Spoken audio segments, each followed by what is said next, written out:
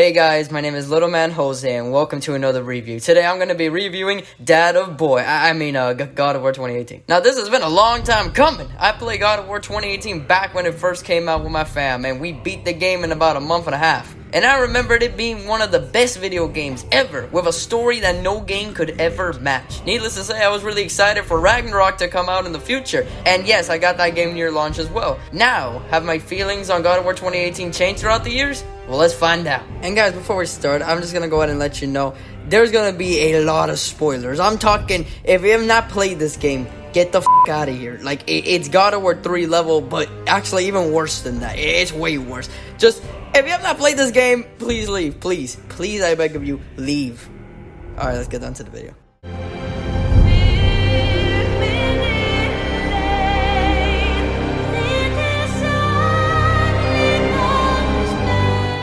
Okay, let's talk about the story, shall we? God of War 2018 is 100% the most story-heavy game in the entire franchise at this point. Instead of it being like the old God of War games where the story was secondary to the gameplay, it really felt like the story was the most important thing about this whole game. And I'm not gonna lie, it does have an interesting premise. I mean, a story about Kratos trying to raise his new son? That sounds awesome! With Kratos' tragic backstory and the literal ungodly things he did in God of War 3, I was excited to come back to this game and see how his relationship with his son was developed over the course of the game's runtime. And I was severely disappointed. Guys, I'm gonna be frank with you right now. This story was not really done all that well. The majority of this story feels like the worst kind of filler that you could add into your game. And the two main characters in this game, Kratos and his son Atreus, get very, and I'm talking very little development as father and son from the beginning to the end. First off, let me talk about the good. And there is some good in this story. Stuff that I really like, actually. One of them being the side characters. The side characters in this game are well written and so much fun. When I think about past God of War games, I almost never think about side characters. But this game did something different and it worked extremely well in my opinion. Brock and Sindri are the funniest characters in this whole game and they always make me chuckle. Plus, them being the characters that you get upgrades and armor from helps make them feel like a decent addition to the overall plot and gameplay. They don't feel like half-assed characters put into the game for the sake of being different. No, they serve a purpose, and they have quirky personalities. Sindri's a germaphobe and a coward, but weirdly enough, he's not that annoying, and he makes a ton of jokes that almost make me break out in laughter. I really like Sindri. Brock is definitely my favorite, though. He's a very simple and straightforward person. He's not sensitive in the slightest compared to his brother, and he's a douche, but in a charming kind of way. Like, he's a douchebag in a joking manner. He's not actually an asshole who dislikes people, and that makes him a lot more relatable and likable. He's also the comic relief of the game, like Sindri, and just like Sindri, he actually hits the mark in terms of humor. I also like that throughout the whole game, Brock and Sindri hate each other and go out of their way to compete against one another, trying to make the best upgrade for Kratos in a way that only they could do, which is great for showing the characters' potential and skill, as well as making them important on the gameplay side of the spectrum. And eventually, they actually get along once again and become an awesome duo. Besides the Dwarf brothers, however, we have Freya, who is very odd to me. She's a very nice and caring individual and I like that about her, but something that I don't like about her is that she's sort of bland. All she does in this story is help out Atreus and Kratos during emergencies, like when Atreus was deadly sick, but besides that, she's just a witch who keeps trying to convince Kratos to tell Atreus about his god nature, and that's it. Oh, and she's also Baldur's mom, but they don't really go too far with that one because almost as soon as we find that out, Kratos kills Baldur. I do like the love that she has for her son, no matter how much of a psycho he is, but this love did end up with Baldur feeling like his mother was a monster for giving him immortality and the ability to not feel anything. In Baldur's eyes, his mother took away everything that made life amazing for him. Everything from joy to sadness, from pleasure to pain. He lost it all because of his mother's undying love for her son. It's truly a tragic story, and I like that. But Freya herself and her personality is kind of lackluster. So here's hoping that Ragnarok will try to help her out, especially with her hating Kratos now. I'm excited to see where the hell that goes. The side characters overall are pretty great. Another great thing about this story is the villain, Baldur. I love Baldur. At this point in time, he is easily one of my favorite villains in the God of War franchise, I swear to you. He's also one of the more sympathetic villains in this franchise, while also being a piece of shit that has no problem with hurting and killing people just so he can feel a thrill. He's a really complex villain in that regard. The fact that he can't feel anything because of the immortality that his mother gave to him makes him an understandable villain. He feels hollow, empty. He feels like life now is not worth living because his mother's taken away those feelings that made life special. You can't hate Baldur for feeling this way no matter how despicable his actions. However, his actions are definitely villainous. He's not a good person at all. But that's also why he's such a threatening villain. He'll do anything to lose his power and become able to feel again, even if that means fighting Kratos just for a little bit of that feeling, that rush, that thrill that he's been aching for years. And even when he finally did lose his power, he still tried to kill Kratos and Atreus, and even tried to strangle his mom, even though she apologized for everything she did and didn't even try to fight him back. Ending with Kratos having to snap his neck. Baldur's just such a good villain. He's written so well that I wish every villain was like this back in the day. But hey, I still love my Greek gods, don't worry. But that's kind of where the positives end in terms of storytelling. Now we got the bad, and wow, there is a lot of bad. One of the things I dislike the most about this story is the relationship between Kratos and Atreus. I am constantly hearing praise for the father-son story that this game tells, but in my opinion, it just falls so short because of the fact that during the story's runtime, barely any development came from this relationship. And part of that reason is Kratos himself, who I'm sad to say is written so incredibly different than his past games. Now, I know that this Kratos is supposed to be a different kind of Kratos. He's a Kratos who regrets a lot of the decisions he made in the past and understands that he is, in fact, a monster that nearly destroyed the world. And I do love those moments that Kratos has where he gets haunted by the memories of his past, having to accept the fact that he did an unforgivable deed. These moments are what make Kratos feel like Kratos. But then we get to the rest of the story, where he's just a cold asshole, not only to other people, but to his own son. Now, Kratos was never the nicest guy. As a matter of fact, he was the selfish douche. But the difference here is that he treats his only son like shit. Kratos is not a good dad in this game. It's almost like he doesn't even understand how to raise a kid in the first place, which makes no sense, by the way, because he had an entire family before, a wife and a daughter. So the fact that he's acting like he doesn't know the first thing about how to be a father is the stupidest thing this game tries to do. Not to mention that during the game, Atreus has some sort of sickness, and later on, Kratos finds out that the sickness is because Atreus believes he's immortal, when really, he's actually a god. Or, well, a demigod, I guess? Whatever. And because he thinks he's immortal, it causes his body to sort of short circuit in a way, like his whole body is limiting him from showing his true potential. But Kratos decides to not tell his son for the longest time about his true nature. Kratos is basically making his son sick on purpose. Yes, he does eventually tell him, but Jesus, what the hell was the holdup here? I thought you didn't want your son to die like your daughter, and you're purposely making him sick? I just do not like the change of personality here. This doesn't seem like the next step for Kratos in his story. If anything, I was expecting Kratos to be an overprotective father, trying to keep his son from any kind of harm since he doesn't want to fail like he did with his last family. That was something that I think could have been done relatively well, but instead we have a clueless shithead for a dad who makes his own son feel like a disappointment. I swear when I say that, I feel bad for this kid sometimes. I know I was never what you wanted, but after all this, I thought maybe things were different. You do not know everything, boy. If there's anything that the past God of War games have showed us, it's that Kratos is a giant softie when it comes to children. We have seen time and time again how he almost changes his entire persona when it comes to children. Pandora, for example, dude was soft as butter around her and overprotected to the point of hurting her. I find this so off-putting that Kratos treats Pandora like his own child more than his actual fucking child. Most of the lines that Kratos says to Atreus are just insults on his intelligence, even though the boy is fucking 8. Or we get scenes like this where he's trying to show his son tough love to make him a real man. And I would be cool with that, but again, it feels like Kratos doesn't even care about his son. Instead of the game trying to act like Kratos really cared about his son, I would have been way more interested if it was revealed that Atreus was a mistake and the whole game is him falling in love with his child over the course of the game. Basically something similar to Logan, where Wolverine learns to love his daughter over the course of that movie, and that was done decently well. It could have been better, yes, but it was still fine. This game, however, acts like this is just normal behavior to treat your loved one, and I know damn well this is not how Kratos would treat his own kin. Kratos is a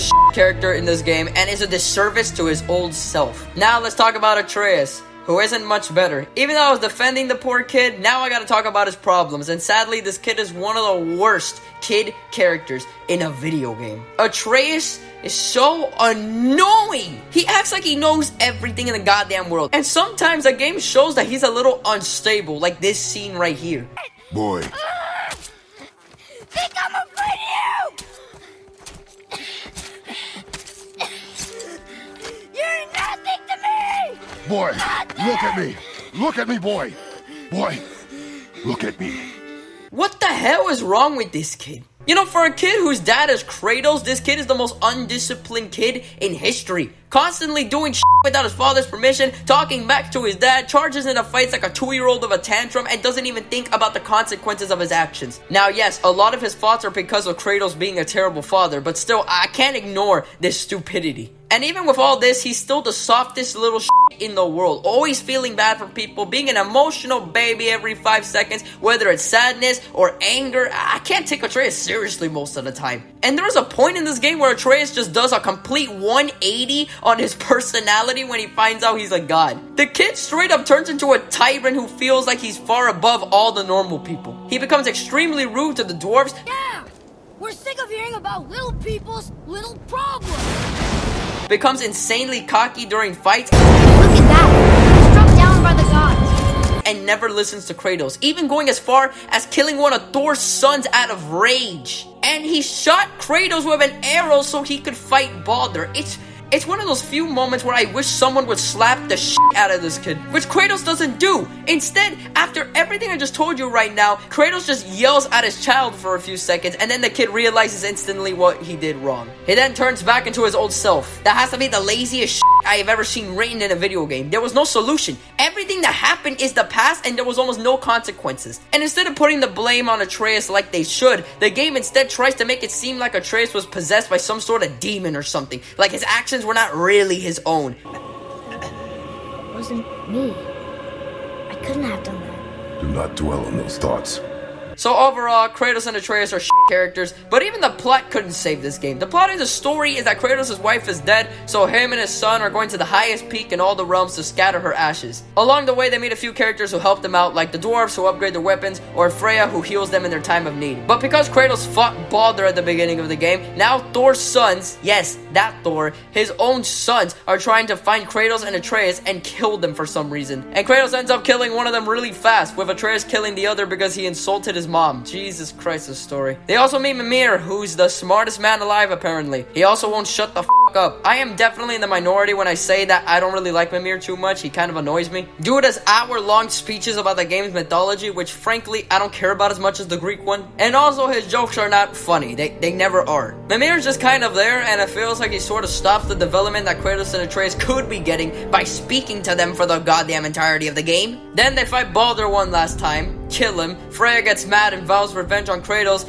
and then they scatter the mom's ashes in Jotunheim, the realm of giants. And the giants are all dead, by the way. So as you can see, there was barely anything that happened in the story. The little that does happen is not that interesting. Did I mention that this game is 25 hours long? Yeah, wow. Great story, am I right? Now, not every scene in this game is boring or anything. I actually love the first hour of this game and the last hour of this game. They both feel like the most fleshed out part of this whole game, while the middle feels like an afterthought. The first hour of the game is heart-wrenching, with a beautiful OST, and Kratos and Atreus mourning the death of the mother, Faye. And Kratos tries to teach his son how to hunt. This is one of those few times where it seems like he actually cares about the kid. Then Baldur shows up and becomes a threat to Kratos' entire family. I love this. And the last hour is great as well, especially with the ending. Holy shit. The ending is definitely one of the best parts of the whole story. It's so great, and most of it is because of the plot twist. The plot twist of Faye knowing everything that happened in the game, that shit's crazy to me. And when they hit me with the fact that Atreus' name was originally going to be Loki, that I just jumped off my seat in hype. Also, we see that Kratos will die in the future, but we don't know when. Nice little cliffhanger there for people who are waiting for the next game. Honestly, if the whole story was like the first hour and the last hour of the game, I would have loved it. I seriously would have. Instead, it's a slow-paced, boring ass story where the father and son barely have any time together, or at least it feels that way, and they act the same with each other in the end as they did in the beginning. It feels like there was no change between them, between their dialogues and the way they acted with each other. It's just the same shit for 25 hours. The Last of Us 1 is a great example of a game where the father and daughter of the game actually develop over the course of the game. And if you compare the first scene of them with each other to the last few scenes of them with each other, it would seem like a completely different mood. It was done so perfectly that The Last of Us 1 gets my respect for having a father-daughter story that actually works. And the fact that those two are not even related makes God of War 2018 look worse in comparison. Overall, this story is just okay. It has good moments that actually hype you up, and the side characters are again amazing. But the main focus of the story feels bland, boring, and unfocused to an ungodly degree. It doesn't feel like a father-son story. More like it feels like a story with a father and son. Hell, sometimes they don't even feel related, so I don't even know how to explain it. The story is just disappointing.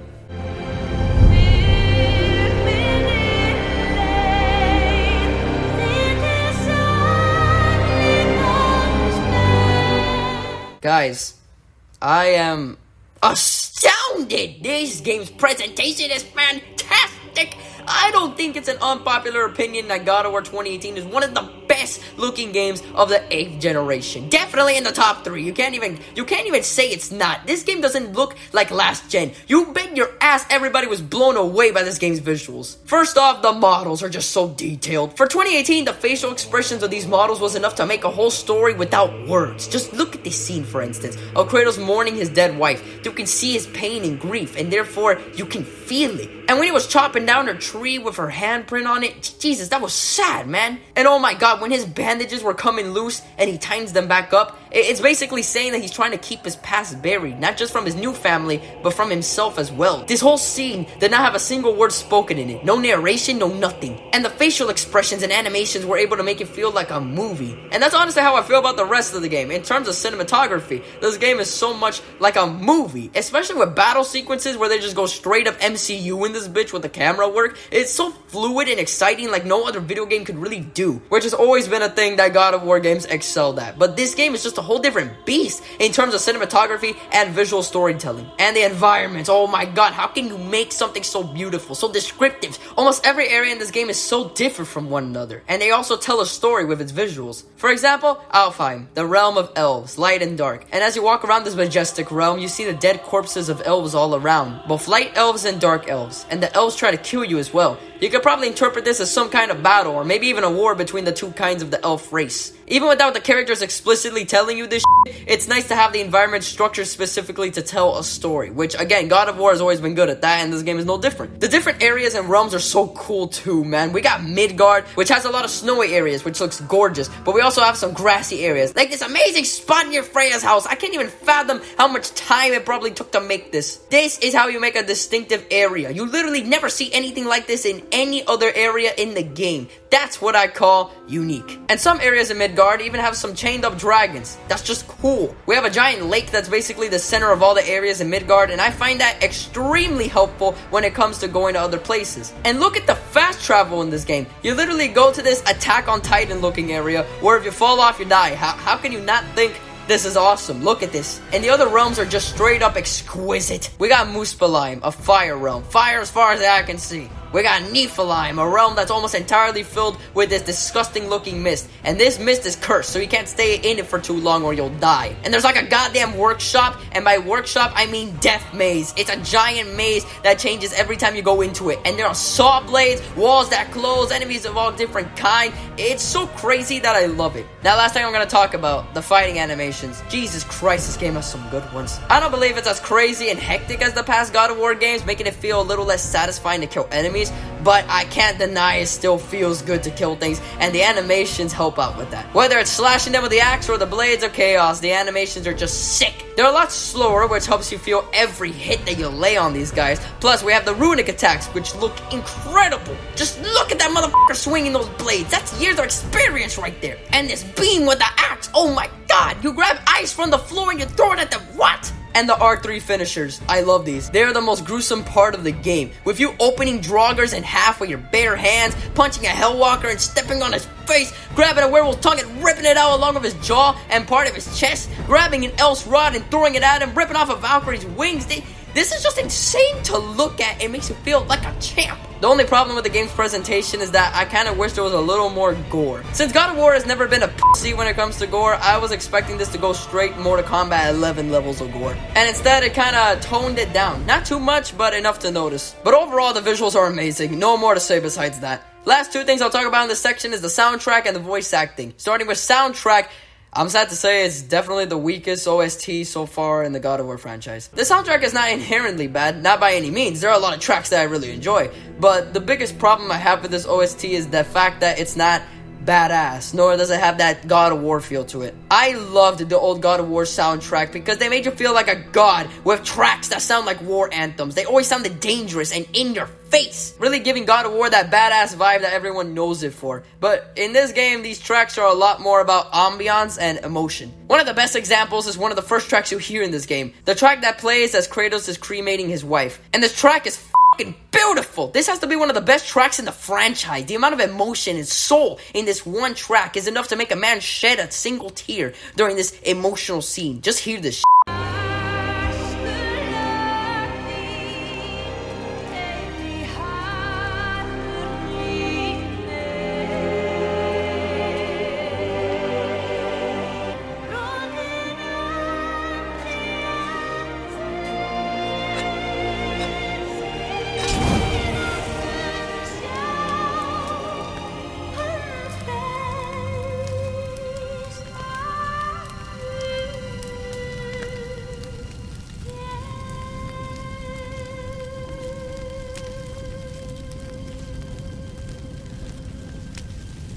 But besides that one masterpiece of a track, I seriously cannot remember not a single time that a track impressed me during the story. Not even the boss fight themes impressed me. They didn't make me feel strong or pumped up. They were just kind of there. They were passable, I guess, but past God of War games used to be amazing with this kind of shit.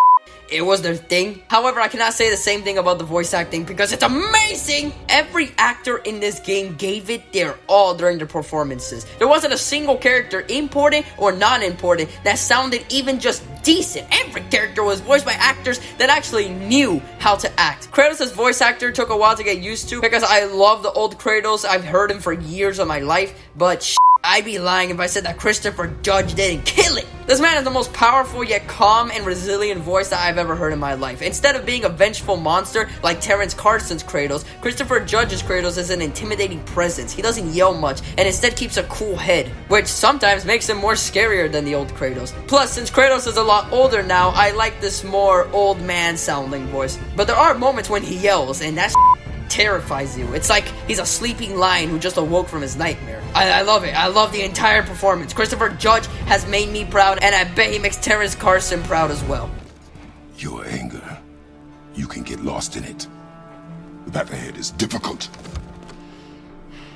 And you, Atreus, are clearly not ready. Leave my house! There are consequences to killing a god! Why? How do you know? How do you know? Watch your tone, boy. Amazing. Now we got Atreus, who sounds very soft and kind, but in the moments when he lets his emotions get the best of him, he's able to make a performance that feels like exactly how a kid his age would act during a temper tantrum. Sonny Soljic is an amazing kid actor, one of the best in terms of video games for sure. Oh, there. Do I see my father?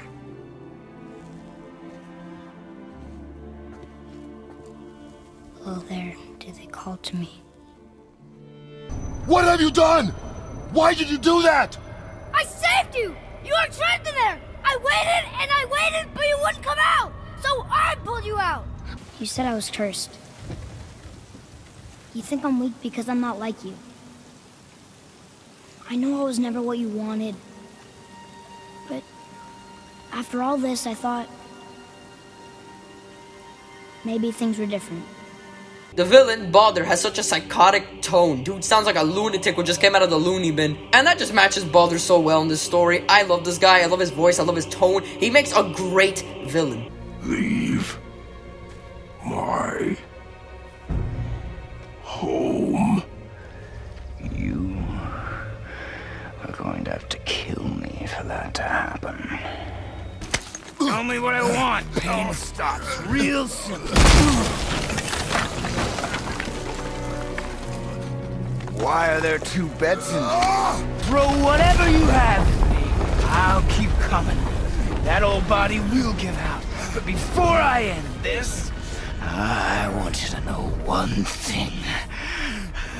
I can't feel any of this. Brock has a deep voice and is a douchebag, but wow, he has the funniest lines in the whole game. This dwarf makes jokes every second and it never gets old. You gotta handle her special, or she'll wreck beyond fixing. I can enhance her for you right now if it so pleases you, son of a bitch. Any idea where they're coming from? Maybe they ran out of rooms in hell. Or could be Odin stirring up trouble again. Or maybe they all got lost. Why don't you ask one while he's chewing your face off? We'll just be careful. Thought so. Rock! Raw! What? I'm on a fucking break. Don't hear me screeching at you whenever you're twiddling your short and curlies. Sindri's a coward who is also a germaphobe. He has like a high-pitched kind of voice, not too high to sound annoying, but enough to sound unmasculine, which is the perfect kind of voice for Sindri. See, the woman we made it for, I am quite fond of her, and I would be somewhat displeased if it turns out that you did something to her. Oh, is that dried blood? Oh, I see a lot of her in your eyes. You know? Thanks, Sindri. Don't touch me. What? I didn't. I won't. The voice acting is just phenomenal, and the actors do way more than you would think. This was around the time where video games started taking voice acting seriously, like Metal Gear Solid levels of serious, and this game was perfect in that regard. Overall, the presentation as a whole is fantastic, with only the soundtrack being a letdown. The visuals are impressive and way too good for PS4. The voice acting is done really well and fits the characters' personalities, and the animations are not too bad. The presentation is, for lack of better words, amazing.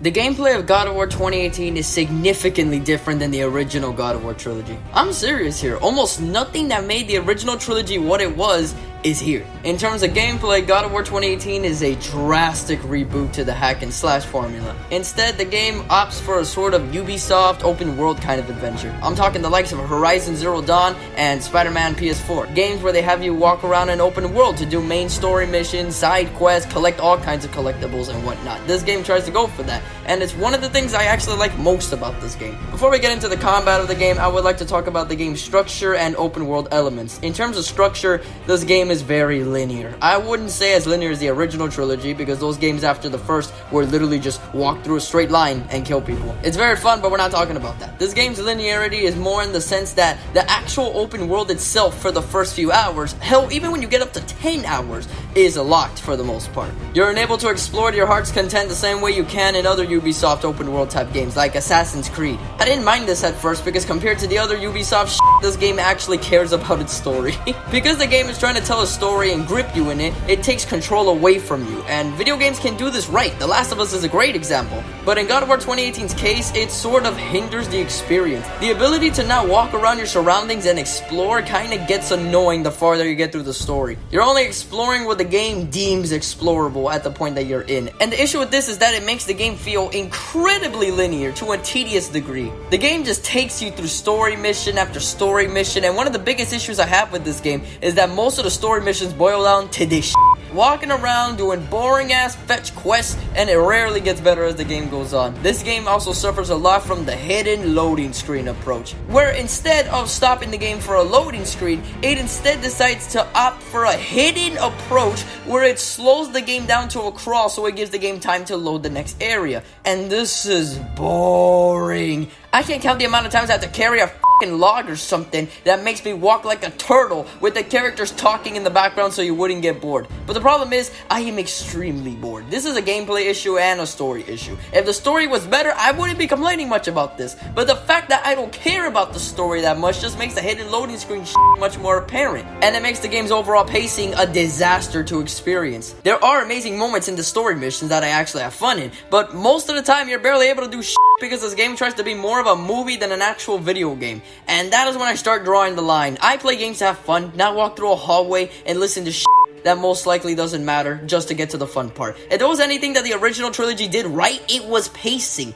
They had the right balance of story and gameplay, so you never got too much of one or the other. And that's how video games should do it for the most part. The structure is just flawed in this game because most of it looks like this, and it hurts me. There are puzzles in this game, and they're decent little brain teasers with the occasional fun puzzle that really tests your ability, but overall the original trilogy did way better in this regard. The main story missions and their structure are not that great, but it's when you finish all the main story missions where the game really shines. Once you finish the main story, guys, Oh my god, the amount of content that is open to you is overwhelming in an amazing way. There's so much to do, so much to explore, so much that you don't even know what's there. New realms that you can unlock, new runes that you can read, new bosses you can fight. Side quests are actually doable now since the game isn't forcing you to do main story missions. I was fascinated at the amount of shit that you could do in this big ass world, and I was excited to see what laid in store for me. First off, the locations. I found a ridiculous amount of new areas while exploring with the boat and just doing side quests normally, and these locations are also different in scope and visuals that it never feels boring or stale. And the side quests that you complete in these areas are not copy and pasted pieces of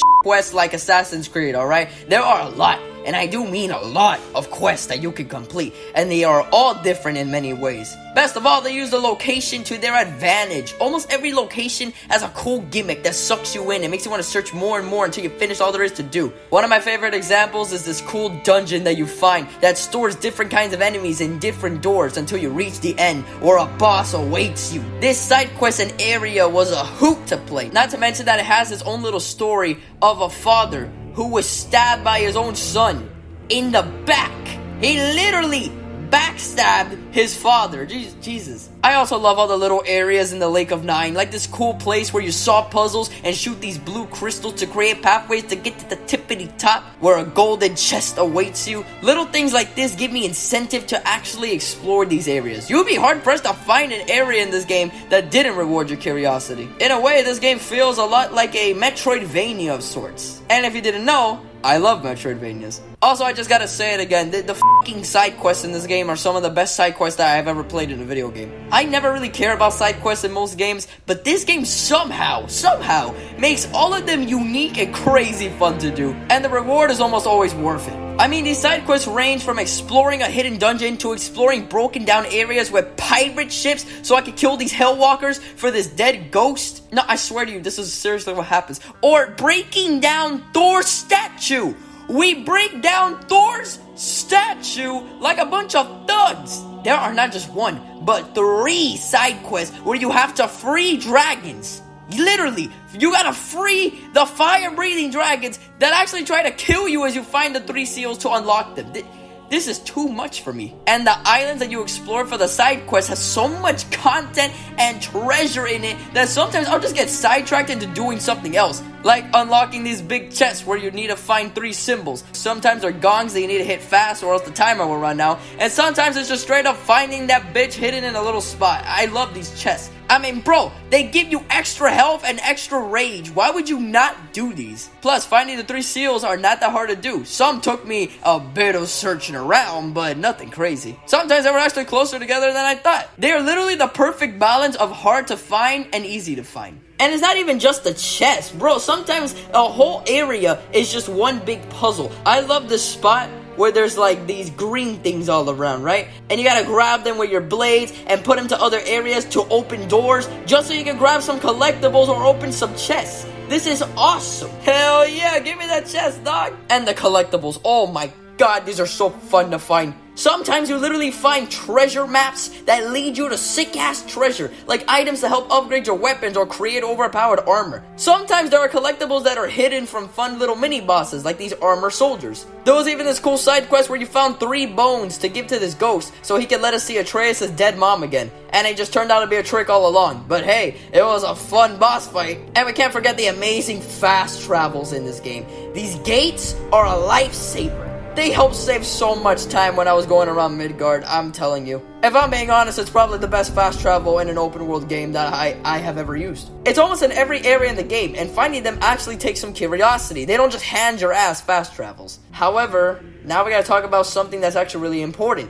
Level design. The level design, it's not that bad in this game. But I won't lie, sometimes these areas are really straightforward. Like there's like no way you could get lost in these places. It's not a bad thing, mind you, but it can make some locations feel a little boring or predictable. Thankfully, this is not a major issue, just a little nitpick. At least if we're talking post-main story, when the game is actually opened up for you. If we're talking main story, then the level design for this game is god-awful. There is no need for a compass, because the only way you could ever get lost is if you become blind halfway through. They never feel like they have any sense of freedom. It locks you so tightly in its scripted segments that it hurts the game and the pace. pacing. This goddamn game's pacing is just so bad when you're playing the main story. I can't stress this enough. But there are some areas that don't feel so compact. Some actually feel pretty freaking big. Like this awesome mine filled with enemies, a mini boss, and puzzles to keep you busy. It also has a boss fight very soon after. It's one of my favorite parts in the game. Overall, the Metroidvania explorative world design is one of the best in any game I have ever played. I was never bored searching around these lands. Yeah, the level design can sometimes be a bit linear, but it never really bothered me all too much, which is a godsend. I had a lot of fun with this part of the game.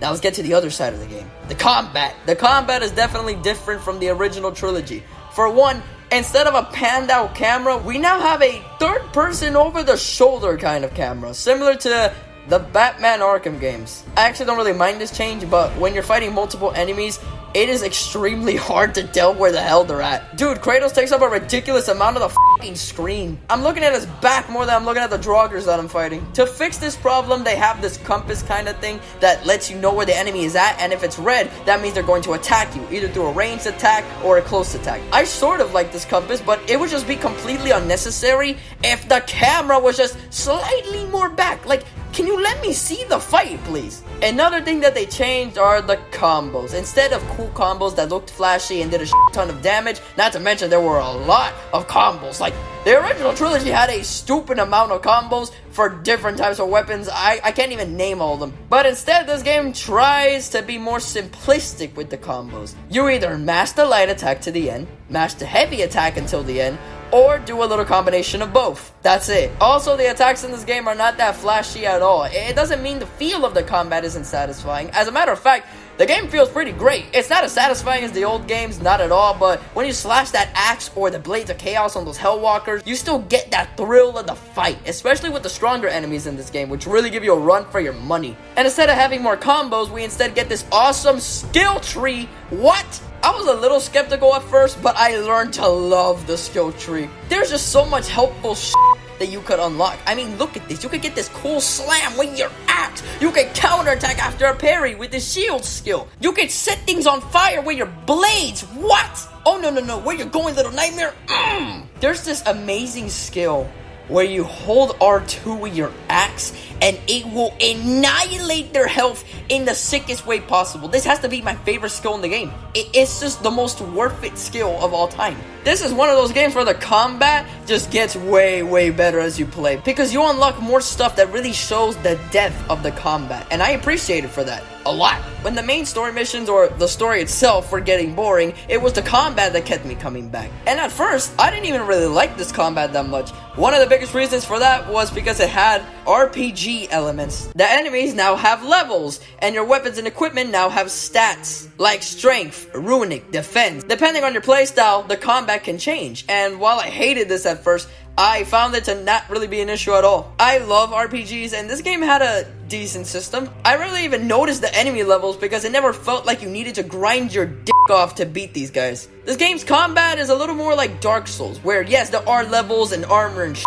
but that's kind of secondary to how good of a player you yourself actually are. For example, you could be underleveled with some of the enemies, but if you parry and dodge like a beast and actually pay attention to the patterns, then you're pretty golden, if I say so myself. I love the Dark Souls way of combat, and this game tries that same approach, and it works well. And to actually upgrade your weapon stats, you wouldn't just kill enemies and then gain XP to upgrade them. Well, actually, you do get XP, but the XP you gain from enemies you killed are actually used in the skill tree. And I ended up with the hundreds of thousands of XP because of this. Please believe if you could use that XP to upgrade your weapons, this game would have been insanely easy.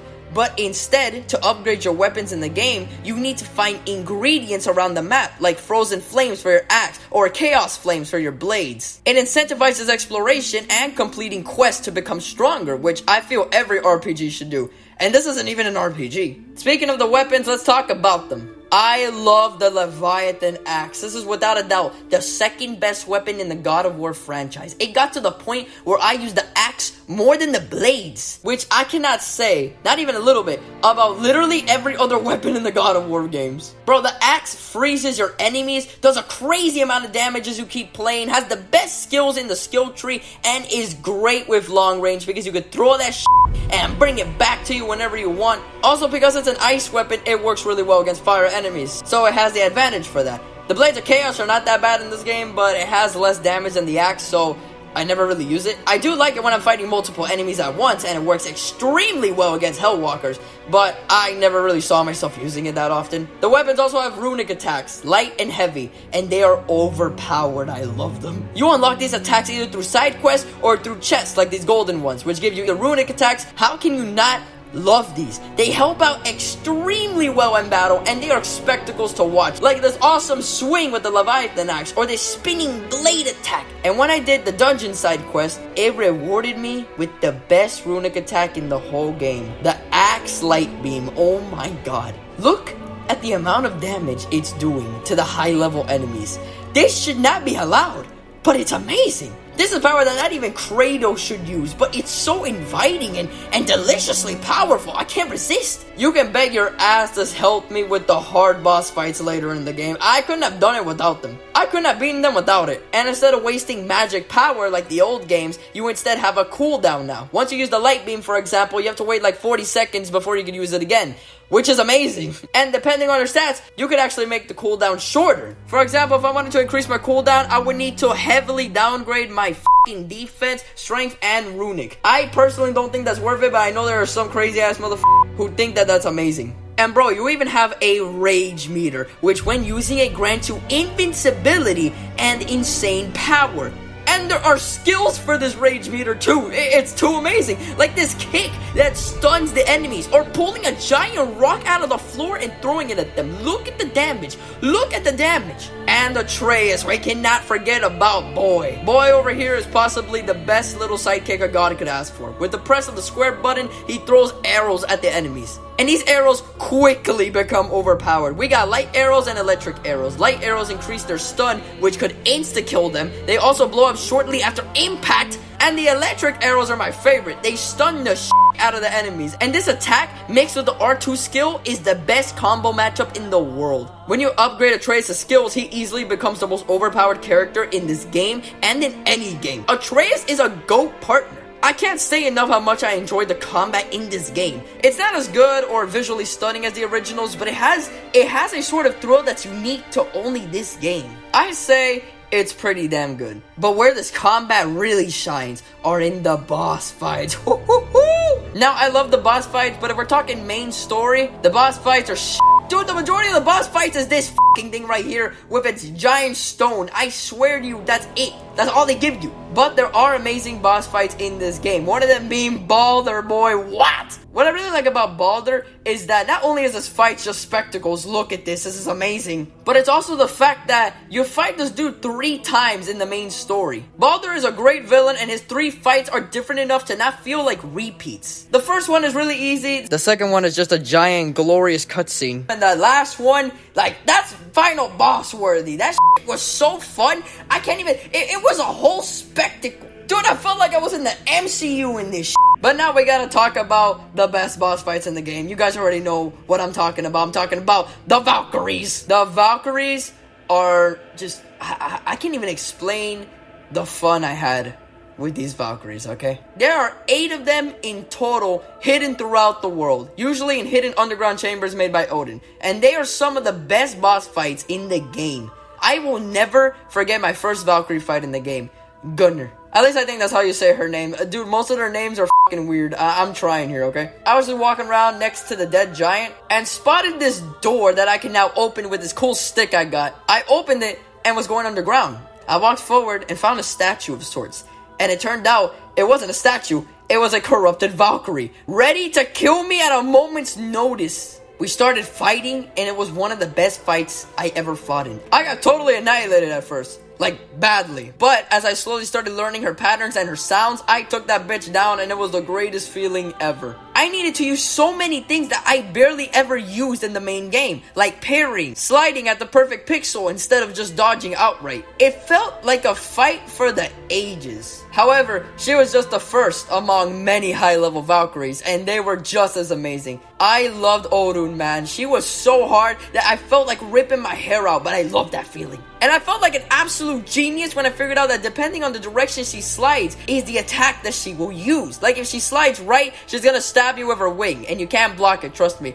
like this is what makes these bosses so memorable. And Kara was definitely one of the more unique ones, where she herself didn't do much damage and was easy to hurt, but instead she used undead slaves to help her out. And this got so claustrophobic that it took me way too long to kill her. And the end, this fight was just so great. She was the first Valkyrie I fought that used this wing protection move where she blocks herself. And me, using my big boy brain, used my shield to break that shit open and use the runic attack right after like a boss, son! Ied was also one of the hardest. That's not even a question. This bitch had purple health. You knew she wasn't joking. She was also the first to make me bring out the goddamn Blades of Chaos, which I almost never used in boss fights. Dude, I just love Ied. And now we got Hydra.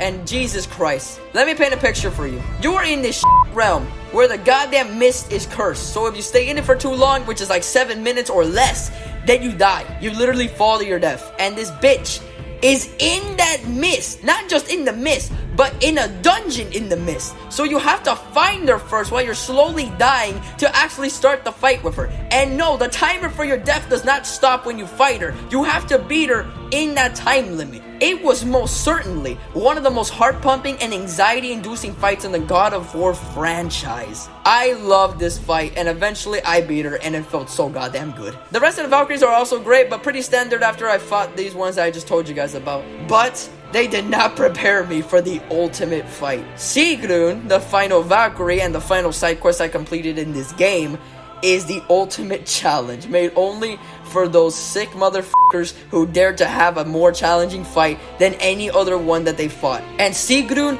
brought that shit down like the plague. To beat Sigrun, you have to use everything, and I really do mean everything that you have learned over the course of this long-ass game. When I found her, I spent about 40 hours playing this, so I had a lot of knowledge stored away in my head for this exact fight, this exact moment. I used everything from the best armor, to the best runic attacks, to the most pixel-perfect dodges I've ever done in a video game, to using Atreus any chance I had, to using the rage meter to throw boulders at this bitch. And she wasn't letting up. Her health had like 16 bars. She used every attack from every Valkyrie. She was like the combination of all the Valkyries you have fought until this point. From this annoying ass blinding attack, to this sword slash, to this flying attack where she grabs you and slams you into the floor. It was the fight of a century. Until finally, after like 2 hours of fighting, I conquered the Queen of the Valkyries. Sigrun is one of the most rewarding boss fights I have ever fought against. When I won, it made me feel like I finally completed this game. I got that sense of achievement, of finally, truly beating God of War 2018. Overall, guys, the gameplay is just great. When you finish the main story, this game has so much for you to sink your teeth into. It feels like no other game I've played. All the endgame content is beautiful and fulfilling, and in my opinion, completely worth it. You can't play this game without doing the endgame content. I love the gameplay.